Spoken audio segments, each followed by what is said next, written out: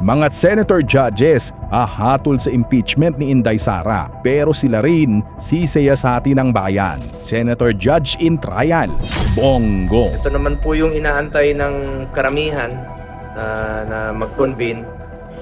So, mandato po namin na gampanan po ang aming tungkulin bilang Senator Judge. And dapat po maging impartial po kami.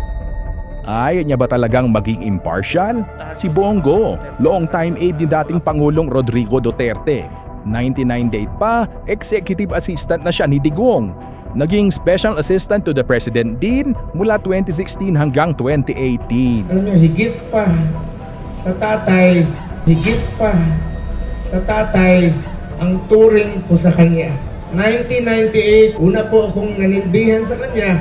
Pagkatapos naging senador noong 2019 dahil na rin sa impluwensya ni Digong. Habang nasa posisyon si Bongo, ang kanyang pamilya nakatanggap ng bilyon-bilyong kontrata, lalo na nung panahon ni Digong. Ito, hindi niya mapagkakaila na hindi pwedeng nakakuha itong mga ito nang wala siyang impluwensya. Isa rin si Bongo sa sinasabing kasabwat sa madugong Duterte drug war na kumitir ng mahigit 20,000 biktima. Hinahunting na ng ICC si Senator Bato at posible na mag-issue rin ng international warrant ang ICC kay Bongo. Paano ba malulusutan ni Bongo ang issue ng korupsyon at warrant ng ICC? Makakalusot siya kung makakabalik sila sa kapangyarihan sa pamamagitan ni Sara Duterte. Sa sitwasyong ito, kaya ba talaga ni Bongo na maging impartial?